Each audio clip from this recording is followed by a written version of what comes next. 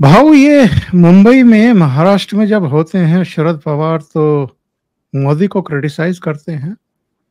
जब यहाँ ये किसानों के नाम पर आंदोलन चल रहा था तो इनको इंदिरा गांधी याद आ रही थी, पंजाब की घटनाएं याद आ रही थी, 1984 याद आ रहा था।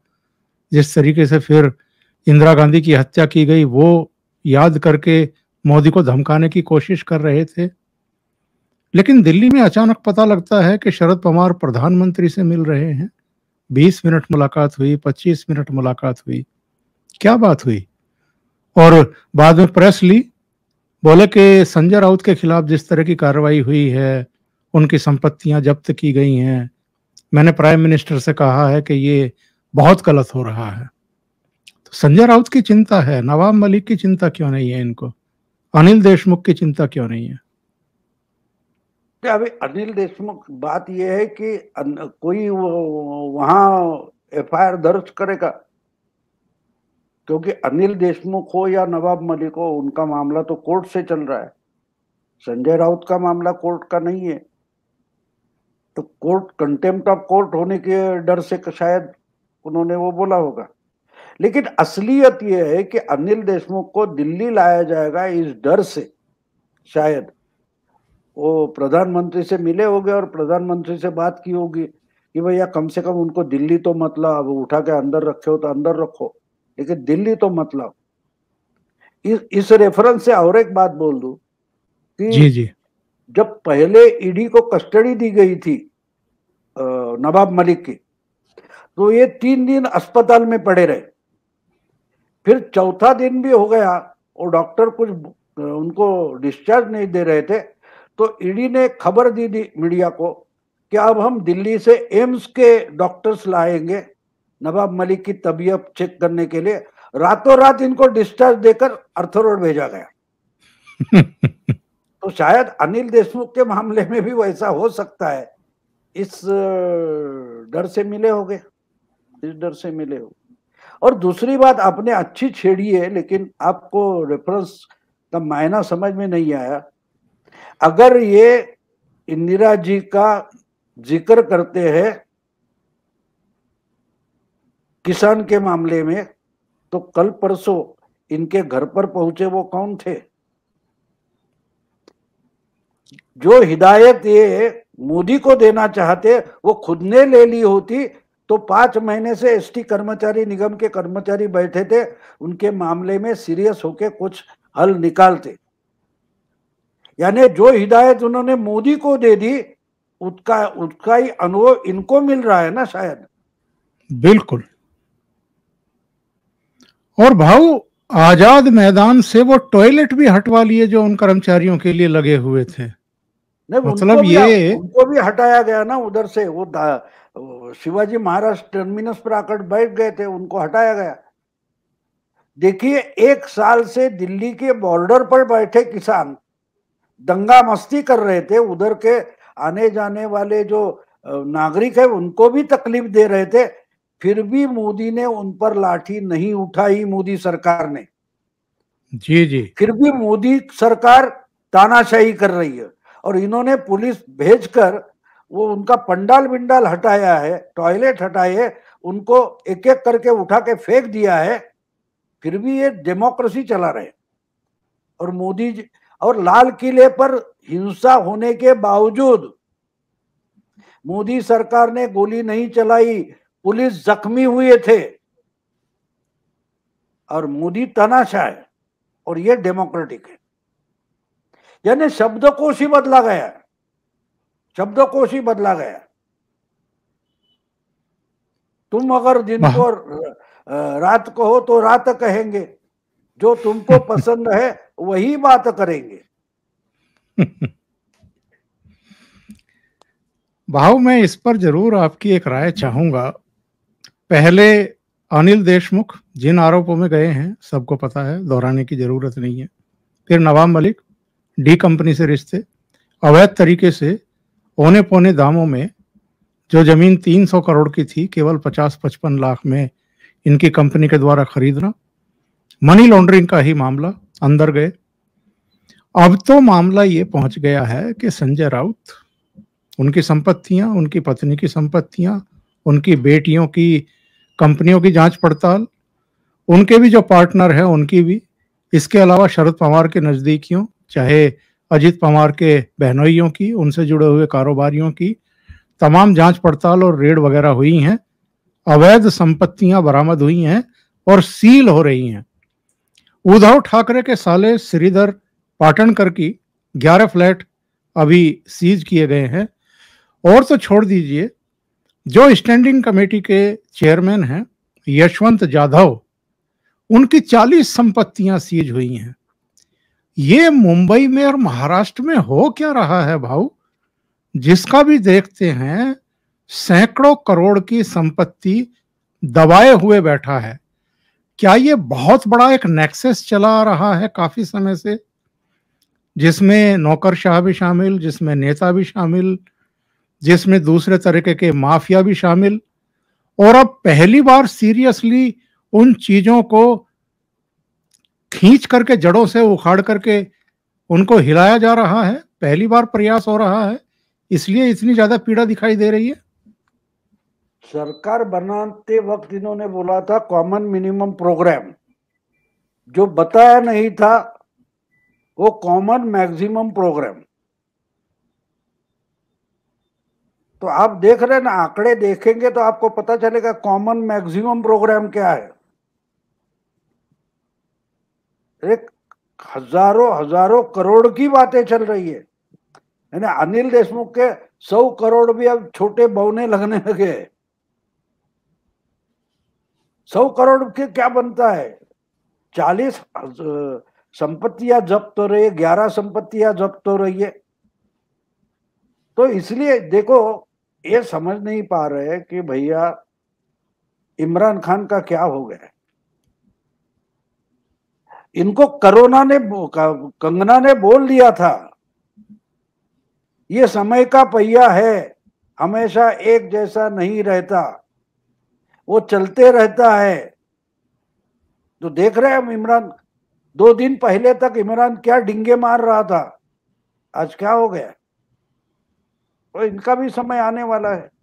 वो जैसे समय नजदीक आता है उससे डरे हुए लोग जोर शोर से बोलते हैं ना, जोर शोर से बोलेंगे और जोर से बोलेंगे।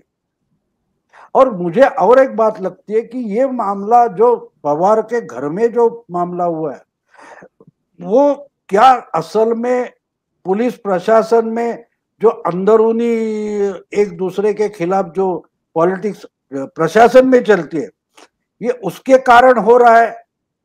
या आपको याद होगा कि शिवसेना में बहुत सारे लोगों ने बोला था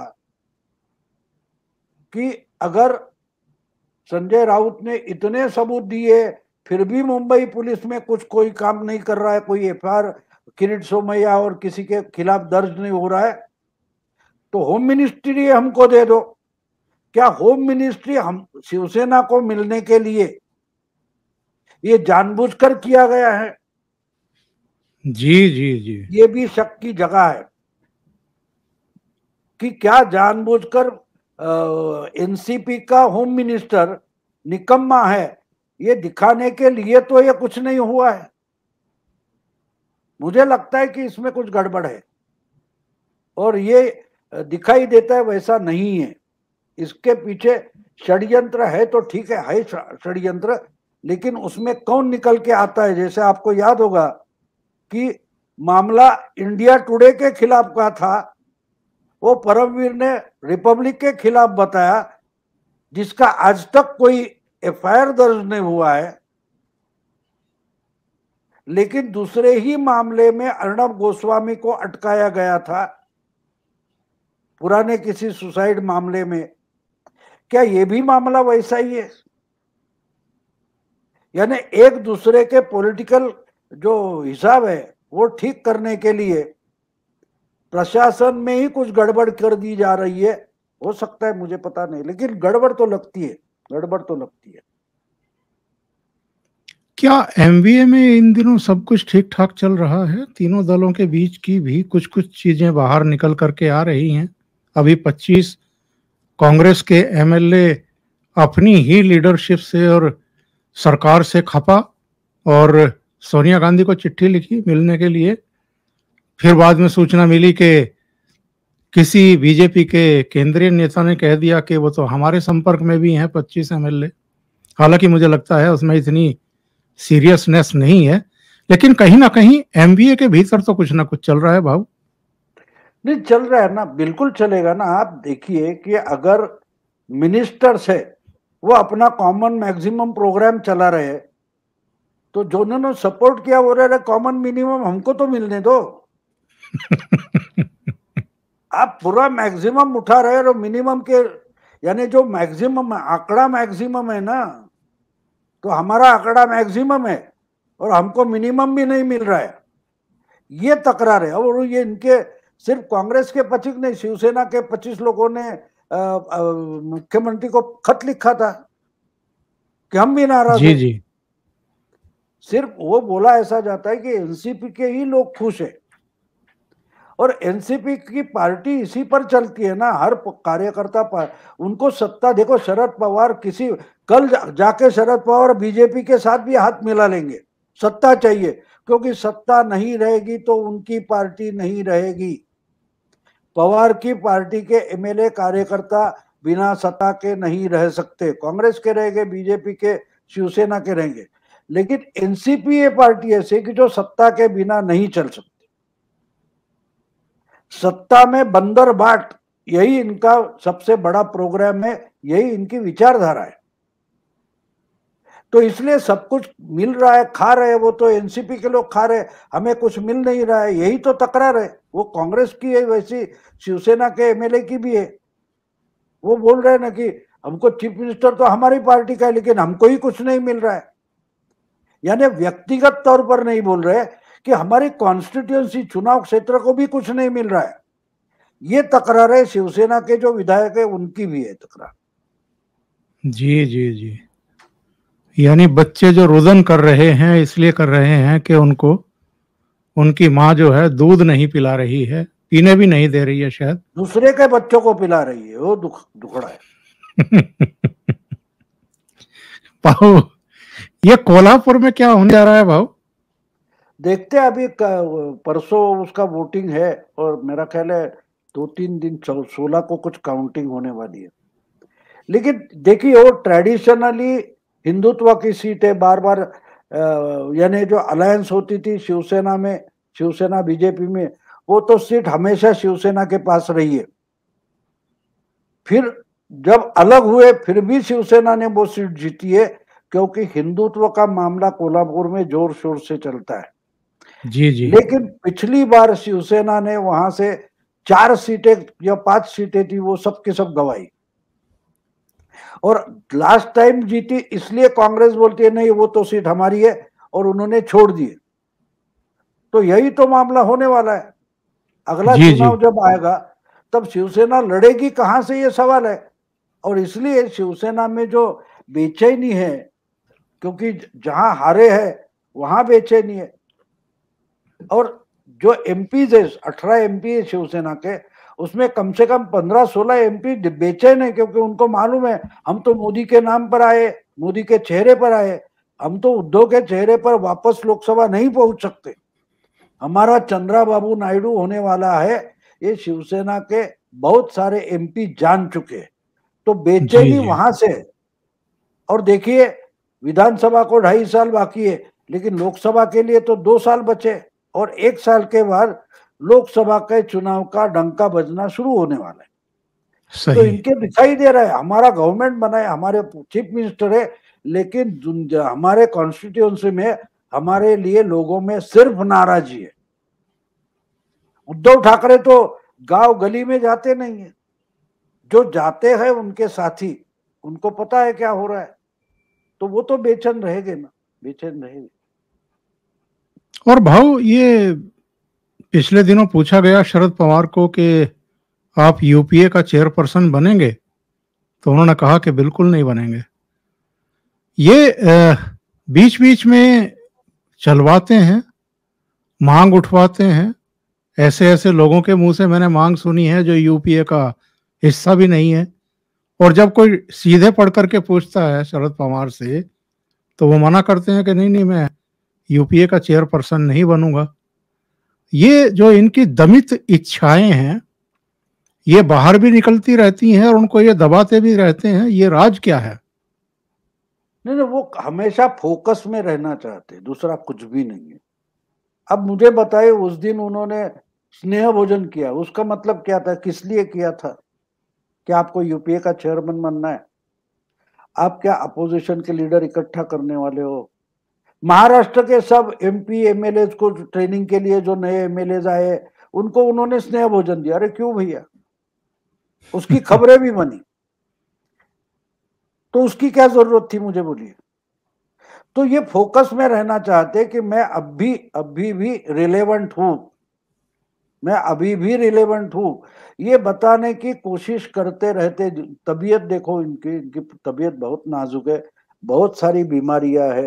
फिर भी देखो, परसों ये हो गया, वो निकले किसी प्रोग्राम में गए थे, आज अमरावती चले गए, शिवाजी महाराज का जो स्मारक बना है उसका उद्घाटन करने पहुंच गए।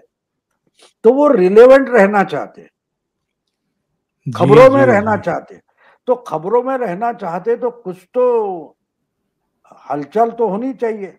तो ये कुछ ना कुछ स्नेह भोजन करेंगे, फिर प्राइम मिनिस्टर से मिलेंगे। तो ये हमेशा रिलेवेंट रहना चाहते हैं, क्योंकि उनको अपने आप को लगता है कि मैं तो पूरा इररिलेवेंट हो गया हूं, मैं तो पूरा देखो, महाराष्ट्र में उद्धव ठाकरे चीफ मिनिस्टर है, लेकिन हम पॉलिटिकली टसल देख रहे हैं, वो पवार और फडणवीस के बीच है। जी जी। तो अपोजिशन लीडर होके भी फडणवीस जितने घूमते रहते हैं, उतना घूमना पवार साहब को जरूरी होता है, क्योंकि उनको मालूम है कि उद्धव ठाकरे घूमते नहीं है, तो मुझे ही एमवीए का चेहरा बनकर घूमना पड़ेगा, वरना तो सब लाइमलाइट है, वो तो फडणवीस लेके जा रहे हैं। तो ये रिलेवेंट रहने के लिए और होने के लिए ये सब करते रहते, उससे मतलब कोई निकलता नहीं है, उससे पॉलिटिकली कुछ हासिल नहीं हो रहा है, हम देख रहे हैं, उससे कुछ हासिल नहीं हो रहा है। तो ठीक है, ये बवाल हो गया, वो खुश हो गए होंगे, खुश हो गए होंगे। और भाव इधर ठीक है कि राज ठाकरे बिल्कुल सक्रिय हुए हैं और ठीक तरीके से हुए हैं, उनके बयान भी आए हैं। लेकिन एक तो नितिन गडकरी का उनके घर जाना, और इस बीच जो मुंबई के बीजेपी के महानगर अध्यक्ष हैं वो भी उनसे मिलने के लिए गए। तो जब भले ही आप अलग अलग पॉलिटिकल पार्टियां हैं, लेकिन जब इस तरह की मुलाकात होती है तो चर्चाएं चल निकलती हैं। हालांकि नितिन गडकरी तो ऐसे शख्सियत हैं, वो सबसे मिलते रहते हैं, चाहे तनातनी हो उस माहौल में भी मिलते रहते हैं। वो तो इनके स्नेह भोज में भी पहुंच गए, शरद पवार के। लेकिन क्या राज ठाकरे से भारतीय जनता पार्टी की कुछ चल रही है क्या, समझबूझ कायम करने की कोई प्रक्रिया चल रही है क्या? नहीं, वो अंडरस्टैंडिंग होने वाली है, मुझे मुझे तो लगता है उसकी अंडरस्टैंडिंग हो जाएगी, क्योंकि शिवसेना से नाराज वोटर है, वो राज के साथ जाने वाला है। अब देखिए, उसमें से जिसको बीजेपी के साथ जाना है तो जाएगा, लेकिन जिनको शिवसेना के होकर भी बीजेपी के साथ जाना नहीं है, मराठी अस्मिता वगैरह, उनके लिए अल्टरनेटिव देना पड़ता है ना। ठीक है भाई, आप ये नहीं खाओगे, आप किसी को बड़ा भोज होता है तो उसमें वेज होता है, नॉन वेज भी होता है, तो आप नॉन वेज नहीं हो तो भाई उधर जाओ, रबड़ी वगैरह रखी है, हलवा पूरी है, उधर खाओ। जो नॉनवेज वाले ये यहाँ चिकन मछली है और कुछ होगा वो खाएंगे, तो उस ढंग से वो अंडरस्टैंडिंग होती है। तो मुझे लगता है कि इनकी अंडरस्टैंडिंग है, वो जाहिर तौर पर बोलने की जरूरत नहीं होती, जरूरत नहीं होती। तो अब देखिए कि शिवसेना के साथ जाने से जो कांग्रेस का नुकसान हुआ होगा मुंबई में, महाराष्ट्र में, जी जी। और बीजेपी को नहीं चाहिए, इसलिए अंडरस्टैंडिंग रहेगी भाई, यहां हमारा भी कैंडिडेट रहेगा लेकिन लड़ेगा नहीं, सही। तुम्हारा वहां रखो, वो लड़ेगा नहीं, खड़ा होगा। तो इस ढंग से, यानी जिसको मैत्रीपूर्ण लड़ाई बोलते हैं, दोस्ती होगी लड़ाई में, तो उस ढंग से शिवसेना का वोट काटने में एमएनएस बहुत मदद कर सकती है ना। और जहां बिल्कुल बॉर्डर लेवल पर जीत हासिल हो सकती है वो तो हाथ से निकल जाएगी। बहुत सारी ऐसी ये होती कि 400-500 800 1200 वोट से या 25-30 वोट से भी हार जाता है इंसान। तो उसमें अब देखो मनसे को रिवाइव होना है। जी जी। जैसे आपने देखा उस वक्त तो 2004 में रामविलास पासवान ने वाजपेयी गवर्नमेंट से इस्तीफा दिया था। फिर वो खुद जिस मोदी के लिए दिया था उस मोदी के साथ आ गए, उनका रिवाइवल हो गया। तो उस वक्त तो नीतीश कुमार ने आत्महत्या की थी। तो 2014 में नीतीश का सोपड़ा साफ हो गया और क्या बोलते रामविलास पासवान का रिवाइवल हो गया, वो सही। वापस आ गए। लेकिन इस बीच में बीजेपी बिहार की बड़ी पार्टी हो गई। 2009 में बिहार के सबसे बड़े पार्टी जेडीयू थी, उनके 20 एमपी थे, बीजेपी के 12 एमपी थे। बीजेपी 20 से 22 पहुंच गई। इसका क्या हो गया इनका हालत। और अब भी बीजेपी बड़ी पार्टी है और यानी खुद की नालायकी से, अहंकार से इन्होंने बीजेपी को बड़ा बना दिया बिहार में। शिवसेना वही कर रही है। अब राज ठाकरे को रिवाइवल चाहिए, इसलिए वो बीजेपी के साथ जाएंगे। और शिवसेना ने उनके साथ दुश्मनी लेकर खुद का नुकसान कर दिया। यानी अगले समय ये महाराष्ट्र में अब बिहारी राजनीति शुरू हो गई, ऐसा हम मान सकते हैं। बिल्कुल सही कह रहे हैं भाऊ। बहुत सारे लोग पूछते रहते हैं कि साहब ये सरकार कब तक चलेगी, लेकिन क्या ये माना जाए कि पंढरपुर के बाद ये कोल्हापुर, और कोल्हापुर के बाद जब नगर निगम के चुनाव होंगे, खास तौर से बीएमसी के चुनाव होंगे, तो उनके नतीजे तय करेंगे इस सरकार की आयु। हाँ, देखिए एक बात होती है, जो सपोर्टर होते हैं ना उनको सरकार बनने और गिरने में इंटरेस्ट होता है। लेकिन पॉलिटिशियन जो होते हैं उनके अलग अरिथमेटिक होते हैं, अलग गणित होता है, समीकरण होते हैं। तो वो जब तक उनका समीकरण नहीं बनता तब तक ये सरकार गिराएंगे। मुझे तो लगता है कि ये सरकार गिराने के लिए एमवीए के तीनों पार्टी इंटरेस्टेड है कि कौन बीजेपी प्रेसिडेंट रूल लाती है। अगर लाएगी तो हमको कम से कम विक्टिम मूड मिलता है ना। देखो हमारा बहुमत था फिर भी प्रेसिडेंट रूल लाया। तो बीजेपी इनको या मोदी अमित शाह इनको विक्टिम मूड देना नहीं चाहती है। जितने दिन ज्यादा सत्ता में रहेंगे उतने बदनाम होंगे। बिल्कुल सही है। पंजाब में क्या हुआ आपने देखा ना, पूरा का पूरा सुपड़ा साफ कर दिया। समझो ये अगर 4-7 महीने पहले या 1 साल पहले हो जाता तो कांग्रेस का इतना इतना सुपड़ा साफ नहीं होता। सिद्धू, चन्नी और जो कोई थे कांग्रेस के, उनको वहां नंगा नाच करने दिया। उनको गिराने की कोशिश ना अमरिंदर ने की ना बीजेपी ने की। उनका तो सुपड़ा साफ हो गया। ठीक है, आम आदमी